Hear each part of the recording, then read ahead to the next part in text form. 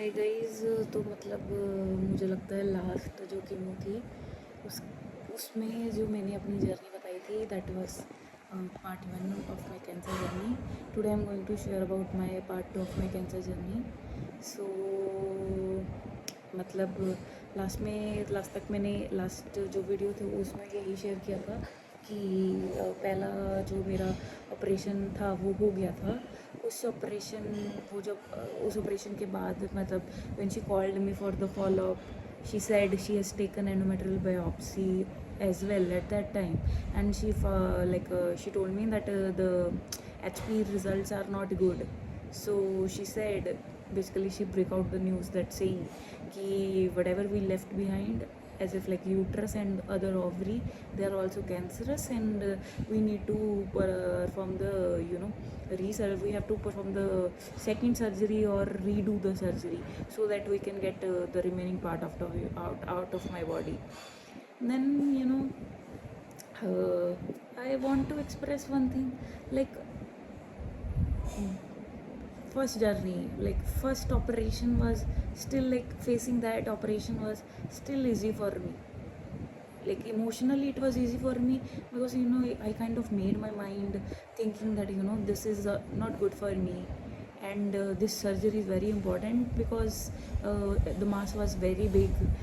They are going to operate it and take it out of my body, then I will become normal. I was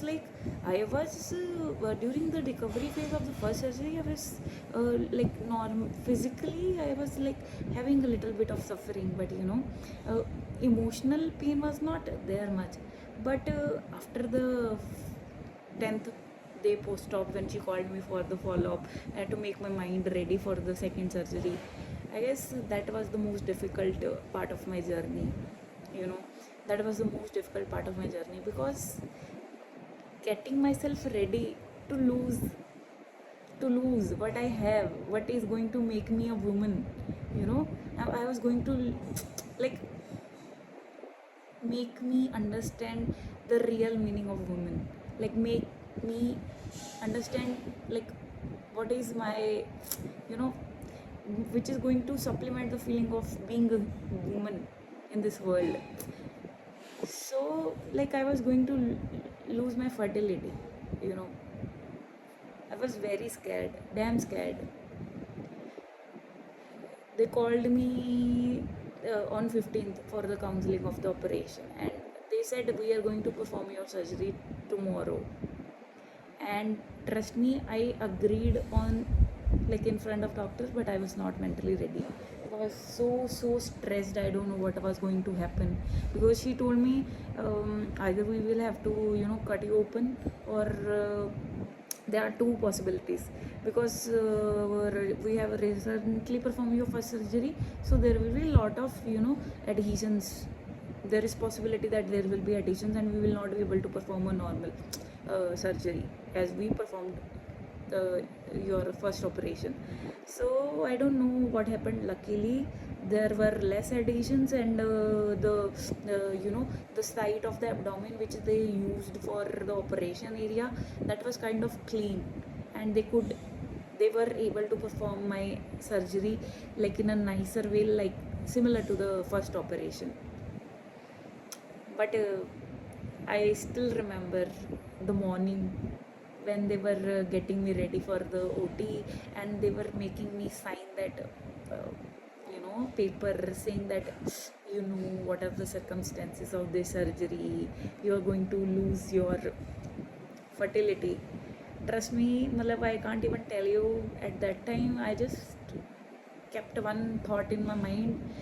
I used to listen to one story from the Gurbani, in which the Babaji to whom I used to listen in those days, he used to say, he used to say some like words in which, there was a line saying, if God has planned something for you in a way that it is going to go away from you, so you have to accept it, because if God is taking away something from you, he's surely going to give you with a bigger thing, and whatever is leaving you, going you, is for your good only, and he's going to bless you in a number of ways. At that time I just surrendered, and I thought it is, it's like God's wish to make me go through this thing. I just accepted and signed. And when I entered the OT table, I can't even tell you, I was so anxious, so anxious. I was on the OT table, I was very anxious, but I was like, similarly, I was taking care of myself that not to get so anxious, because last time when they were operating me during my first operation, my BP, my heart rate was fluctuating. So my surgery went for 16 hours was surgery. So this time I didn't want anything, and I didn't want it to land up in ICU. So I was just trying to control myself and scared as hell. Yeah, and this time this surgery was almost like 4 to 5 hours. Still I landed in ICU for one day. Then they shifted me in room for one day. Then like I was, good. Then I came home, I guess, after 3 days. Yeah, like that post-op period also was very, very emotional for me, because I used to cry a lot. Yeah, and when even if I was not feeling like crying, I'm just sitting. Nothing is in my mind. I am having zero complaints of whatever happened with me, whatever is gone. I am trying to accept this thing also, like it's okay, this has happened with me, it's okay. I got saved, but still that time was very, very, very emotional. I was not able to hold my tears back. Even if I was sitting without any reason, tears used to come, and I used to cry. Like this, my second post-op journey was, over. And during the follow-up of my second surgery, doctor, suggested me, like, as we have taken HP of both the surgeries, it's better that it is a protocol that we have to give adjuvant chemotherapy as well. So I don't know, kind of I prepared myself step by step. It was not at all, it is not at all easy for anybody to go through it like in once. I don't know. I don't know. In a way, I was blessed that everything happened in a span of time, like as if like there was interval in between, 10 20 days interval between my every step of the treatment. That helped me to, make myself ready for the next step ahead. And that's it, guys. I will continue my next phase of treatment in next video. By the way, in this video you are seeing me with the hairs on my head. This is like yeah, this is another story I would like to share in a new video.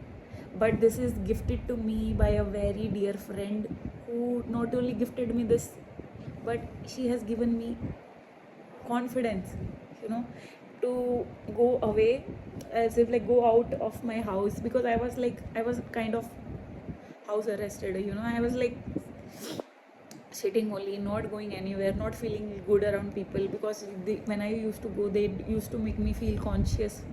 So yeah, kind of like I just want to thank you, and send her so much love. She has not only gifted me this, but she has given me, my life, my normal life back. Nobody can, judge that looking at me like this, that something bad has happened with me. It has not only given me confidence, it has given me courage to step out and restart my life again. So guys, stay positive. I just want to say, whoever is going to see this video, just stay positive and hopeful things will be better soon.